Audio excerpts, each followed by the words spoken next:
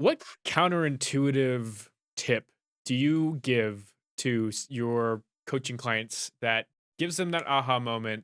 When it comes to coaching, one of the biggest things I see from any leader, from any individual contributor, is an issue with their time management. So, something that I talk about that is counterintuitive is how much time do you have in a given week to prospect?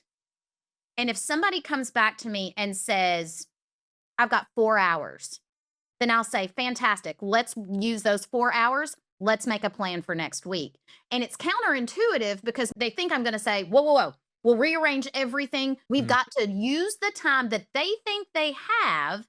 Let's execute at that. And now let's be strategic as we move forward.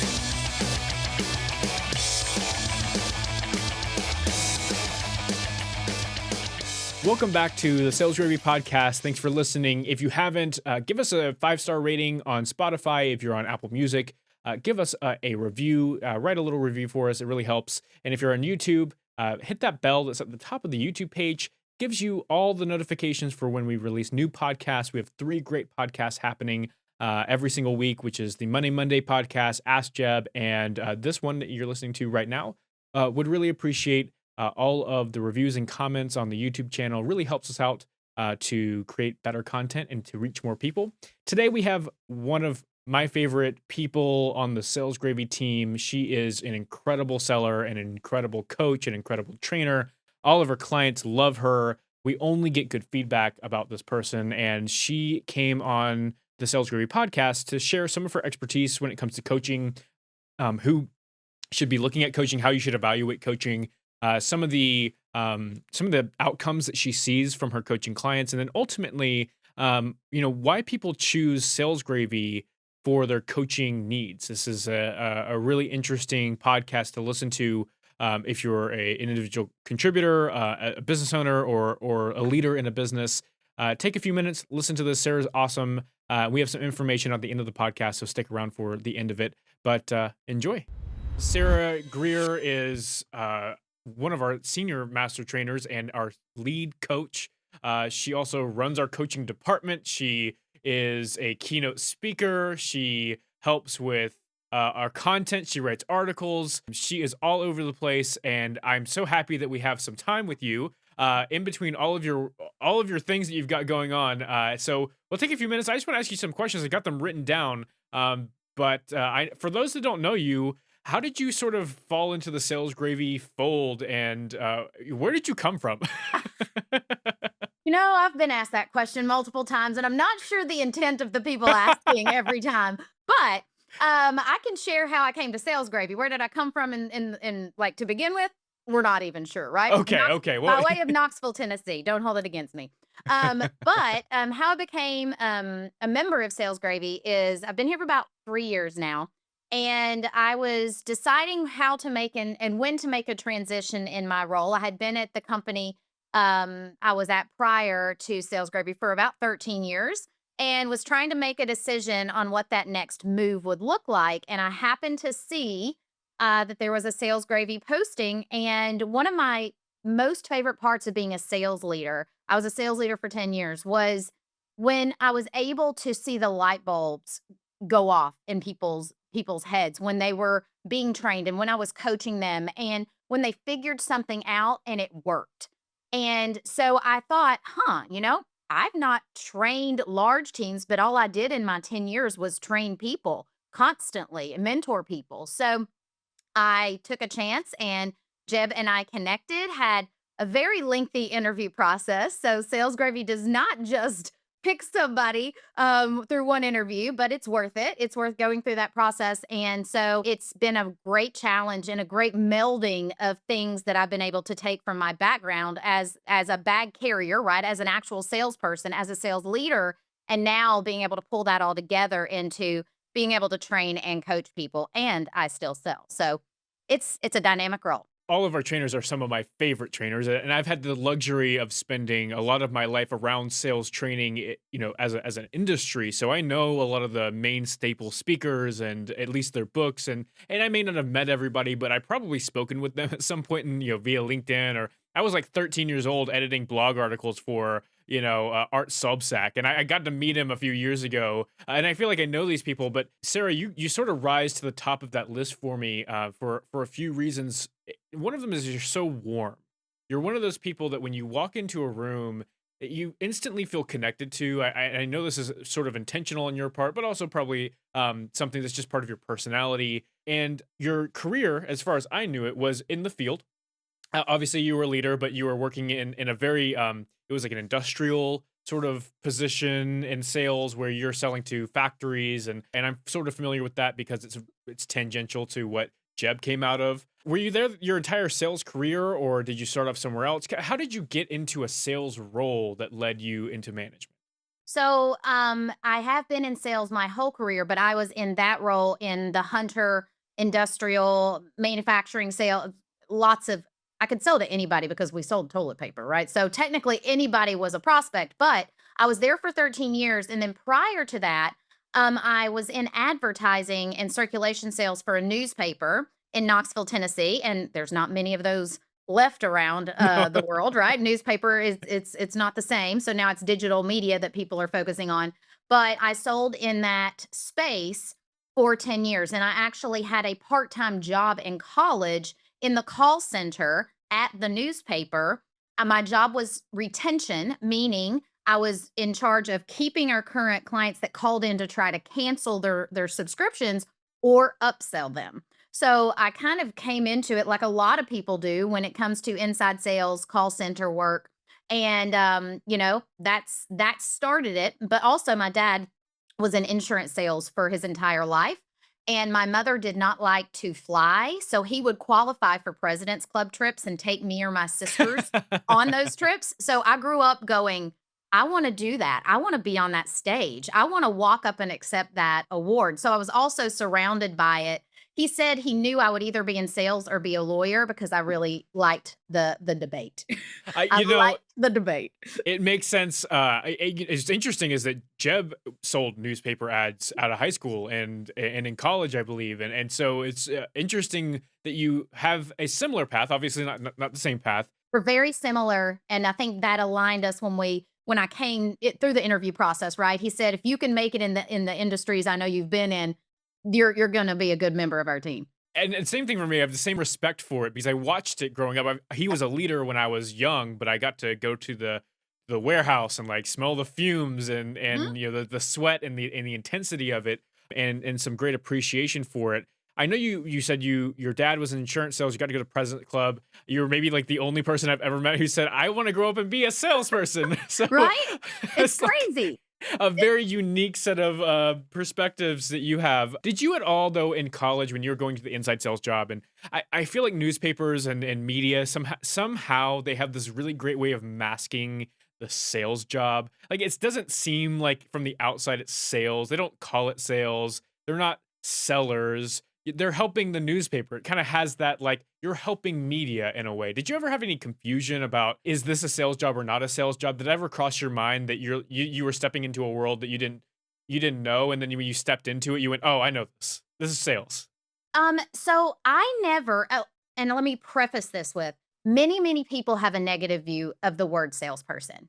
In fact, when I used to do the hiring for my sales team and other people that were members of a sales team, a question I used to ask is, when you hear the word salesperson, what do you think?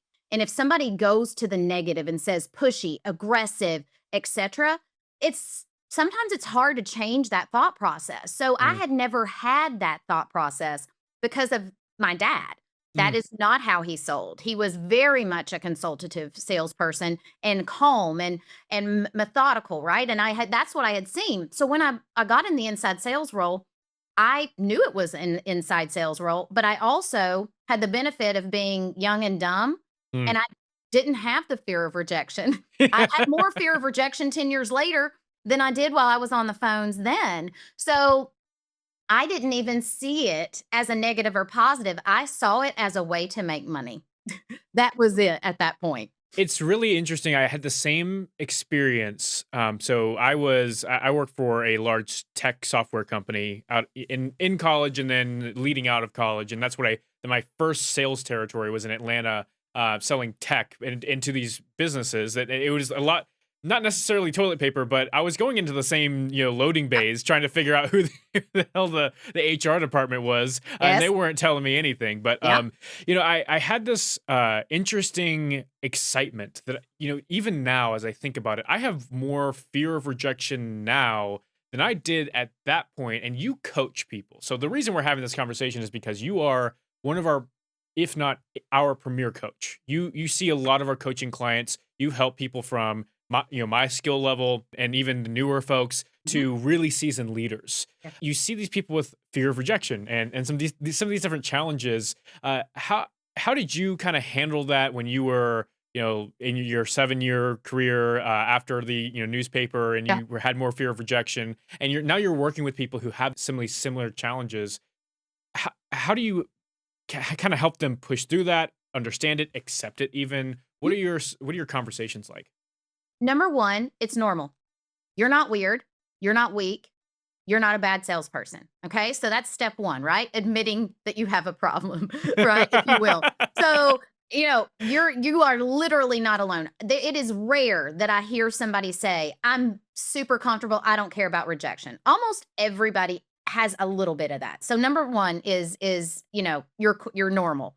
Number two is, what is the worst that could happen when you pick up the phone to call somebody? What is the worst? And people come back with a lot of answers. I'm going to get chewed out. I'm going to get hung up on. I'm going to get, told to never call me again. And I say, okay, all right, cool. What's the best that could happen? The best that could happen is they agree to a meeting or they buy what you're selling on that phone call, right?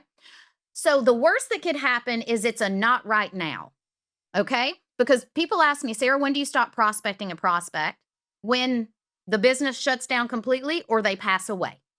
Either or, right? Though that's when you stop because it's a not right now. And almost always somebody's reaction to you has nothing to do with you. If you want to be in sales, you're going to have to get over this hump. It'll Mm, always be in the back of your mind, but you have to get over it. So let's talk about some ways to take that first step. And then I give them some strategies. We work together on getting there. But that is typically my first communication. You're not alone, and let's talk about the worst and best that could happen. And if you mm. really want to be in sales, if you really want to do this, you can. It's not going to happen overnight, but that's part of what we focus on in coaching. I like that acceptance. You have to say out loud, "I have a problem." You have to admit Yeah. it to yourself, Yeah. and then you have to remember that you are dealing with biology. Yep. The fight or flight response. When you get a no in your ear, it feels the same as when somebody punches you in the gut, or shames you publicly. You're dealing with very normal emotions, and I love that perspective. As a coach, as someone who has helped people through different phases of their journey, do you find that most people come to you out of desperation or out of excitement for coaching? Do people typically just come to you out of confusion? They're looking for an answer and then they end up in coaching. What does that look like for your typical client? We see a lot of different situations that people are in because we coach solopreneurs. They started a business and they are the only employee, and now they are charged with the sales of their products before they can ever hire anyone on because they have to have revenue in order to pay a salesperson, right? So that person is coming to us going, I've never sold. I don't even know how to do this. And then there could be a low performer. I'm not making my numbers. I'm on a performance improvement plan. I need help and I need help fast. Mm, Then there's the high performer. Hey, you know what? I'm meeting and exceeding my quota, but I want to up level and I need mm, somebody outside of my organization to bounce that off of and get support from. Right. And then there's a leader who works for an organization who might have always sold, but they've never led a sales team. And it is a different animal. So their coaching is going to be focused on let's get you out of the mindset of the salesperson because you are no longer that, right? Can you help close deals? Yes, you can.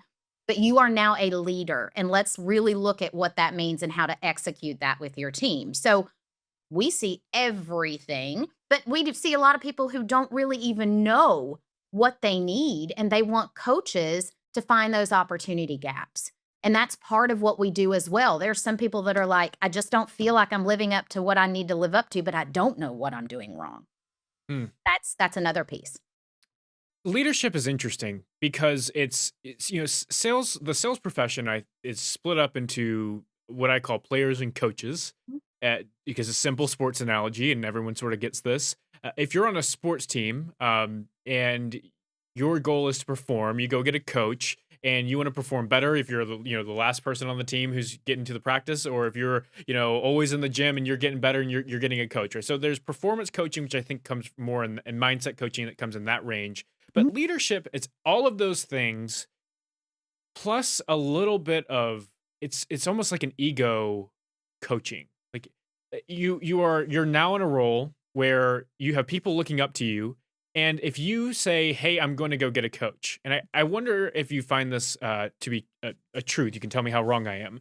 That if you're a leader, you may not go seek a coach because you might think it would damage your reputation. If your people see that you are getting help, what does that mean for you? Do you find that at all? Is that something that you've come across, even in your leadership career? Yes, and I'd say it's 50-50. Some people come to us and say, "You know what? My company is going to cover this, and I want this outside help," and they know that. Because sometimes organizations don't have enough people within the walls of their organization to help and support and mentor, and that's what we're here for. It's not a negative that they don't, but when we coach a leader up, that leader can then take it into their own organization and expand it and start creating a better leadership culture. But then I do have people who come to us and say, "I'm doing this on the down low, and I want you to use my personal email to send the calendar invites, Yeah. right? We're going to do all of this over here, and then I'm going to wow them with everything I'm learning, but I'm doing this on my own and it's coming out of my own pocket." So definitely people fall into one of those two camps, and I Mhm. get it. I can Yeah. understand not wanting to people to know that I'm getting this, but I also can see there's validity in going to leadership and saying, "I want to invest in myself and I'd like for you to help support that." And that also speaks volumes to leadership. So it really kind of depends on where they're at. And there is an ego thing in leadership. There always will be. But if you seek out a coach, you've already let that ego go a bit because I you're think that willing to open up. that's absolutely true. If you start down this path of wanting to go get a coach, even if you're an individual contributor, going down Yes. that path is a humbling of yourself. And we have this saying at Sales Gravy that you cannot be delusional and successful at the same time. It doesn't happen. You can't do both, right? So if you start to humble yourself, you get back into reality a little Yep. bit, and that helps you get to success eventually. You have some interesting perspectives on how success it comes about for salespeople. I think you differ in a really great way from many of our other coaches, and our other coaches differ from each other, and they Yep. differ from In a you. good way. Um, Everybody what differs in a good way. Yeah. what counterintuitive tip do you give to your coaching clients that just gives them that aha moment, but they wouldn't necessarily think of it uh, as a truth that is obvious? So, I'm a big elephant in the room kinda person in general. If you've ever taken training from me at all, every You single you are session. the elephant, or you like to No, talk I about the take the elephant? elephant in the room Okay, all right, approach just on, making "All sure. right, let's let all the BS go, and let's look at this out of the lens of reality," okay? I am a more direct person. On the empathy scale, and that's something we talk about at Sales Gravy, I'm generally a 3, which is more outcome focused, but as a leader, I trained myself to move to the middle, which is what you need, a balance of empathy and outcome. But when it comes to coaching, one of the biggest things I see from any leader, from any individual contributor, is an issue with their time management. Mm, Okay. And I hear, "I just don't have enough time. I just don't have this. I just don't have this." So, something that I talk about that is counterintuitive is, okay, fair. How much time do you have in a given week to prospect? And if somebody comes back to me and says, "I've got 4 hours," then I'll say, "Fantastic. Let's use those 4 hours. Let's make a plan for next week."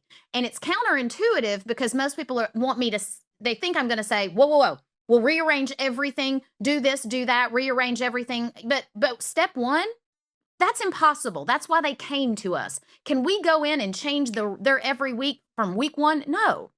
We've mhm. got to use the time that they think they have Let's execute at that. And now let's be strategic as we move forward. So instead of saying, it's not going to work unless you're prospecting 6 hours a day. So figure it out.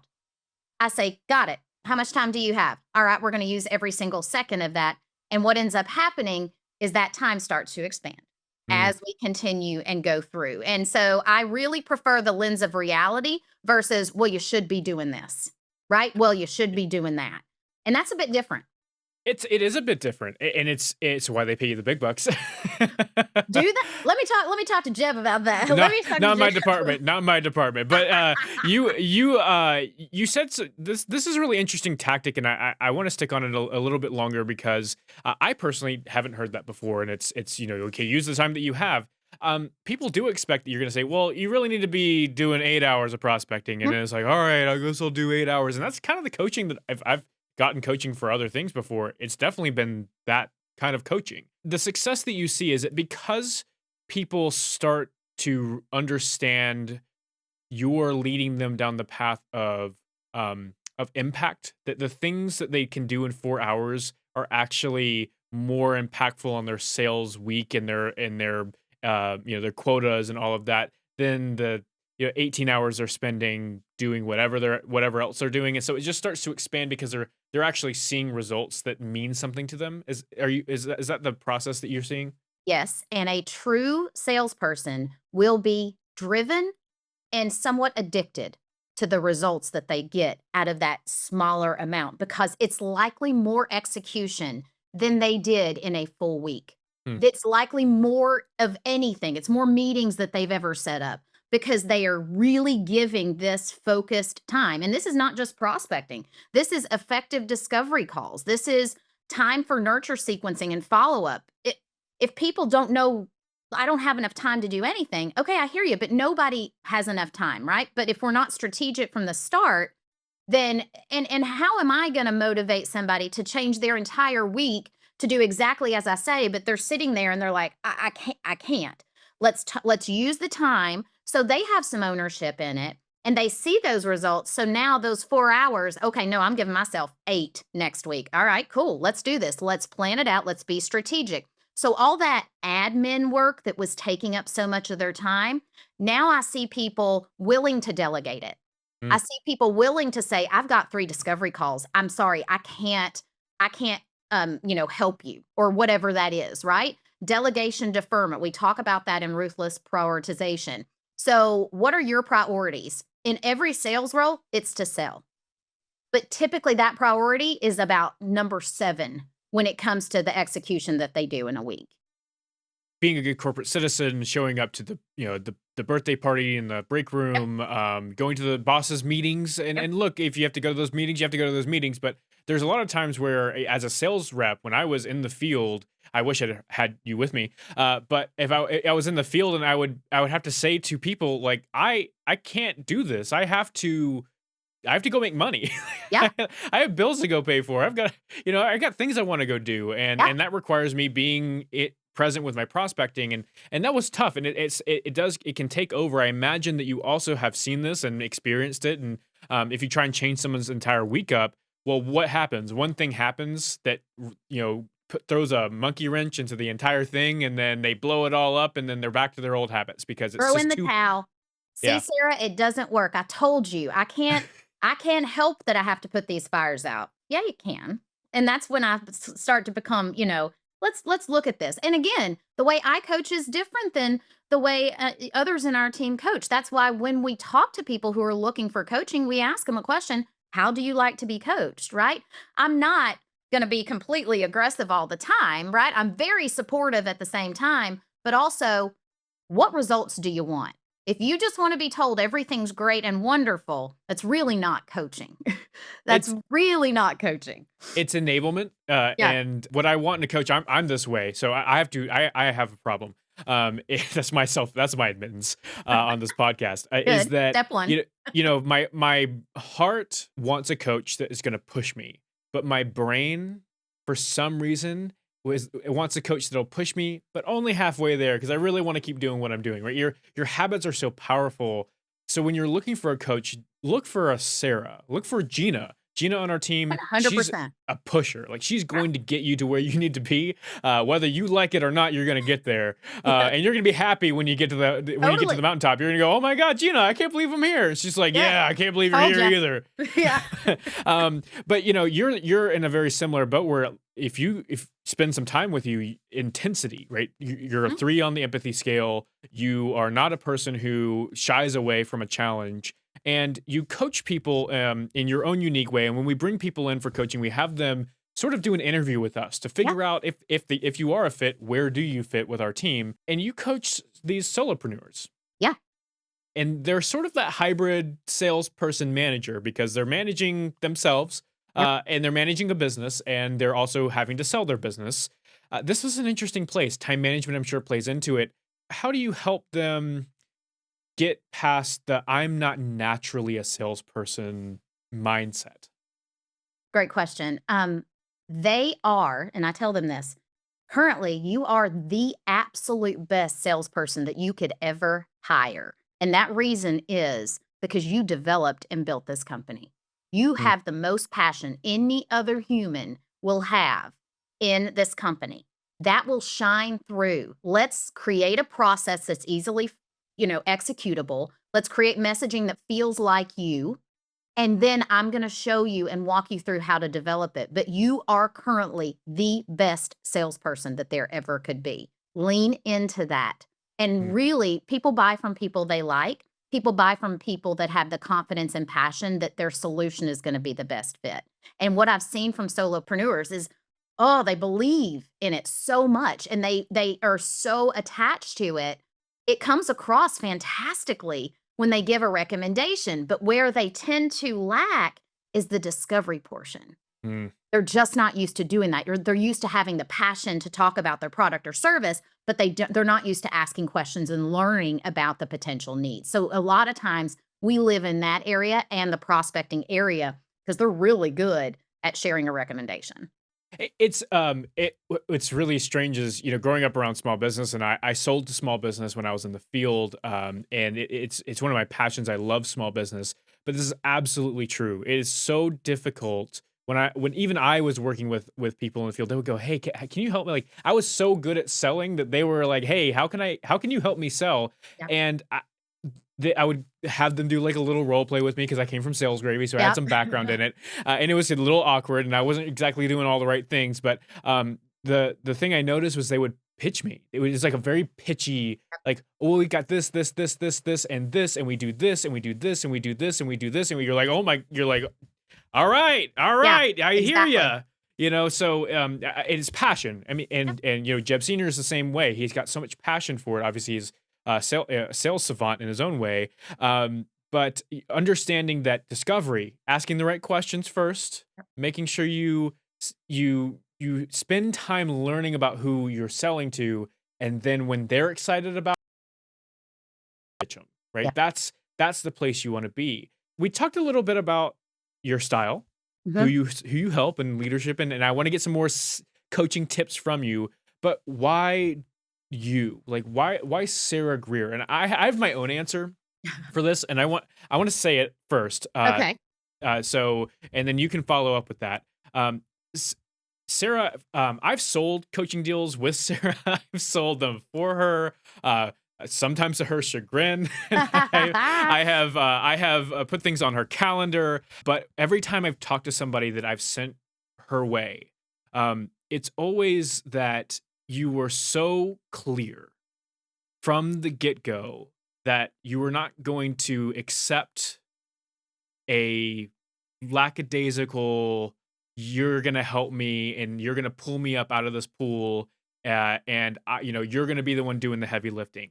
And that can be hard for some people, but every single one of those folks has said, "Sarah helped me help myself more than anyone else that I've gotten professional coaching from." And I think that people choose you when they meet with you, because when they meet with you, it's not a done deal. When they meet with you that first time, they could go to another coach that we have on the Sales Gravy team, but the ones that choose you are really interested in you because you cut through the BS. Yep. Like your first sentences out of your mouth, the way you carry yourself, the way you conduct that meeting, and I'm in the meeting sometimes, and I'm just sitting there waiting for like whatever the shoe's gonna drop, Yep. whatever the yes or no is, and people just really gravitate towards that. They're like, "Oh my god, somebody sees me," and I usually I'd be ashamed, but I'm not afraid right now. Mhm. And I think that's the reason that people choose you. How did I miss? No, I think there's a lot of validity to that, and I think that there's when you come to a potential coaching call, and you're exploring and you're figuring out if this is the right fit for you.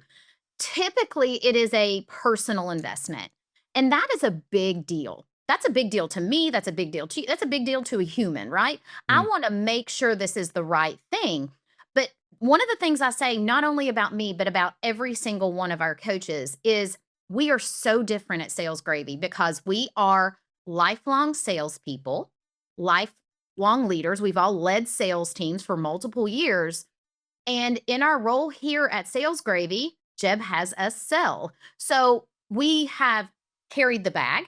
We've led teams. We've mentored. We've hired. We've recruited. We've done all that. And we're still executing the sales process here.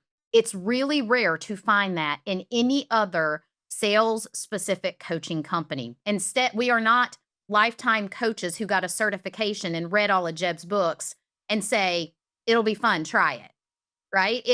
There's a whole different piece there. So the feedback I get from my clients is not only did you learn my industry really fast, and a lot of people are worried about that, right? Have mm. you worked in my industry? Well, we're specialists at sales. You are always going to be the specialist at the industry you're in, right? Unless it's one I literally worked in. But you're still going to know more than me or any other coach on our team in general about that. But it's our job to focus and hone in on the sales specific stuff. And I always say, I'm going to show up for you. Are you going to show up too? Because people say, can you guarantee results? Well, we don't know how you're going to show up. We know how we plan to show up, right? We can guarantee our side of the coin. But if you're going to show up, we can get pretty dang close to saying you will see results and hit those goals. So the clarity of my communication, I'm straight up, always transparent. I have told people I don't think this is a good fit, because it's not in some cases, right? So people lean into me because of that transparency, because of that background, and because they are pretty confident that I can help them get to their goals.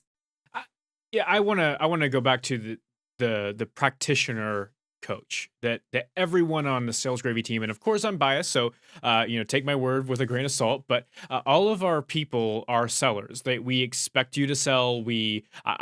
Sometimes the marketing department will send out some leads, but that's not guaranteed sales. You've got to Yep.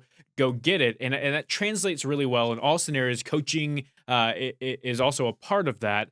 And I can say that I've worked in software tech, high end software tech. I've worked in telecommunications. I've worked in marketing services, and I've worked in training services. And I've watched all of you work in all of your different industries. And sales is not. It can be rocket science if you want it to be, but it doesn't have to be. And there are nuances within your industry.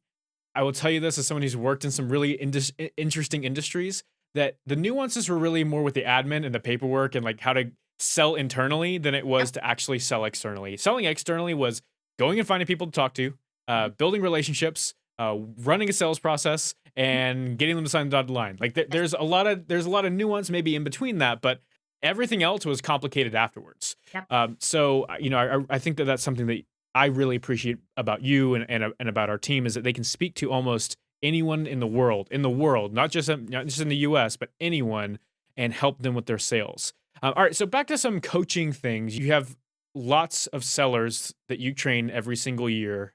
I'm sure you see the high end ultra high performers. Yep. I'm sure you see the middle, 60%, Yep. or 80%, whatever that is. And then you see that bottom 20%. Mhm. So what makes the difference in your mind between a UHP, ultra high performer, and maybe the middle of the pack? Drive, motivation, and persistence. Hmm. And I've said that for the last probably 15 years. I say that because of how many sales teams I've been around, how many people I've hired, how many high performers that I've worked with, and how many high performers I've worked with here as a coach and a trainer. They have an inherent drive that I could never create as a Mm. leader. And that is something I tried to create as a new leader, right? I'm sure I can change their drive. I know I can. I They can fix have an them. in yeah, they have an inherent drive, a competitiveness, but the persistence piece, and I'm not saying this in a negative or derogatory way, but if you can be a Roomba, meaning you are willing to go at something, you hit a wall, you turn right back around and you go the other way, right? If you can be resilient and keep that persistence up, you will be an ultra high performer. It's not that you have to be a 90-hour a week workhorse, but you're more persistent and consistent than the competition or your other colleagues. That will translate into success. It's not about obsessing over what I say on a phone call. It's not about obsessing over all these extra things. When people are obsessing over things like that, they are typically a mid to low performer because they're missing the point of, I just need to talk to people. Mm. People don't know that my company exists. I need to make sure they do so that either I sell them now or they call me when they need me.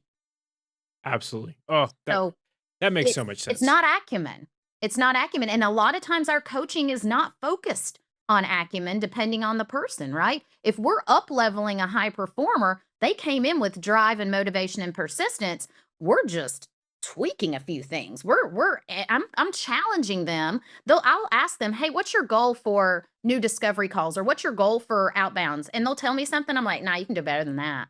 I know you can do better than that." So part of coaching is making sure you raise the bar because people are capable of a lot more than they think they are.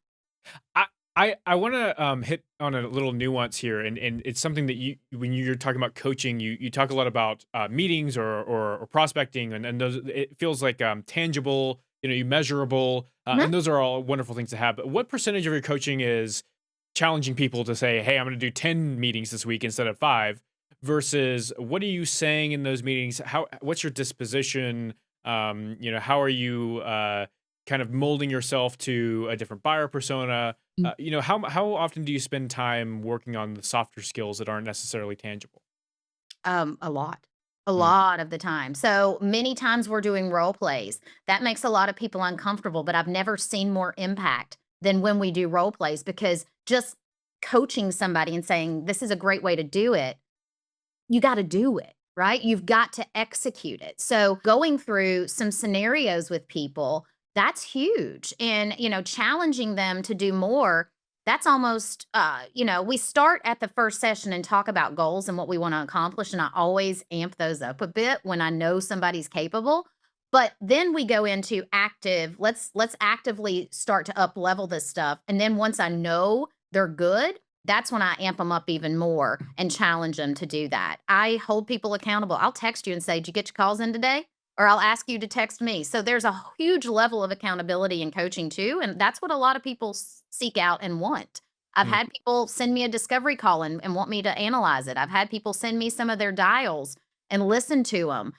That's part of coaching. We can give that feedback. And I do want to see how they're doing because that helps me determine where they're at in the real world because role plays are simply role plays, right? So coaching is an all-encompassing engagement with our team here.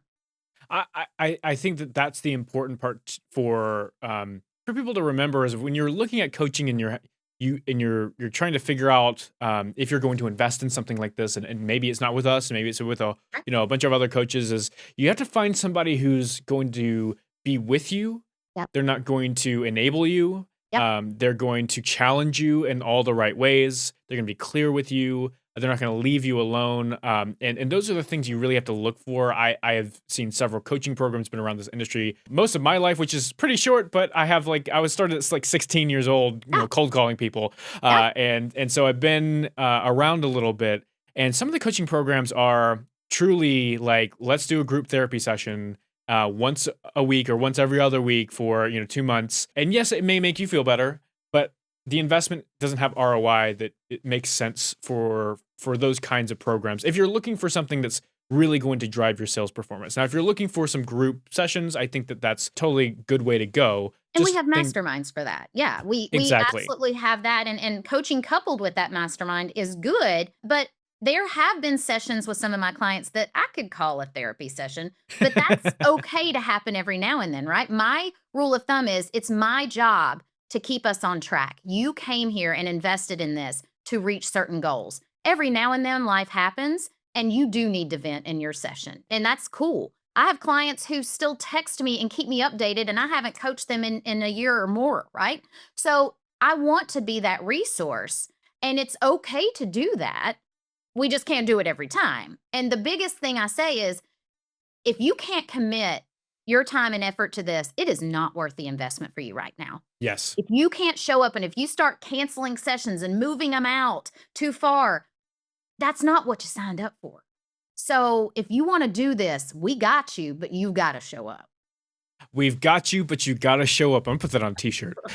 Sarah, thank you so much for spending some time with us. I know you've got a busy schedule. We want to get you back to closing deals because you have had an amazing day today. So if you're listening to this podcast on the day we recorded the podcast, Sarah Greer was a freaking boss and closed so many deals. So proud of her. And thank you for all you do for Sales Gravy. Thank you. Where should people go to ask questions or to learn more about Sales Gravy coaching for them, their team, themselves, leaders, business owners, individual contributors?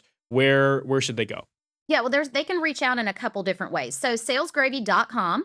If you go to our website, there is a tab at the top that says coaching. You can fill out a form to get a consultation and learn more about our programs. We obviously have a few questions for you. We want to know a lot about you too. You can find me on LinkedIn. It's Sarah Greer, SarahGreer. I'm also attached to Sales Gravy's LinkedIn page. You can find me through there. Feel free to direct message me, and I'd be happy to set up a consultation call. And then my email address is sarah.greer@salesgravy.com. Feel free to find me there, and I'm always happy to help you. And again, we have a multitude of coaches here. If you want to learn more about other coaches, I'm happy to do that. We typically introduce you depending on our recommendations of who we think would be the best fit. And of course, I'd love to work with you if you feel like we'd be a good fit too. Thanks. Awesome. Oh, you're so good. Thank you so much for being here. Y'all go check out salesgravy.com/coach is the URL if want to go straight to it. But salesgravy.com, go to the coaching tab as well. Check out Sarah Greer on LinkedIn. Get in touch with her or get in touch with us and we'll get you to her. But y'all have a wonderful day and thanks for joining the Sales Gravy podcast. Thanks, Jeb. Thanks for listening to the Sales Gravy podcast. And thank you to Sarah Greer for spending some time with us.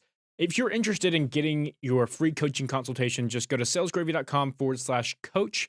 That's salesgravy.com/coach if you're interested. I want to let you know how to get on the Sales Gravy podcast yourself. The easiest way is to ask Jeb a sales or sales leadership related question or a business question that he can answer live on air for you, specifically for you. And the best way to do that is salesgravy.com/ask. That's salesgravy.com/ask. What that'll do is you'll fill out a form and myself or one of our producers will reach out directly to you, get you scheduled to ask that question. And that way you can be on the Sales Gravy podcast. If you haven't already, go ahead and give it a share, give us 5 stars on Spotify, give us a review on Apple Music. Hit that bell on YouTube, the like buttons, give us a comment. This lets us know what kind of content is providing you the most value so that when you tune in, you're getting everything you need. Thanks for joining us on the Sales Gravy podcast. We'll see you next time. Thank you so much for watching this video. Please make sure to click like and subscribe so you never miss a single video. And if you want more sales training content, go to learn.salesgravy.com.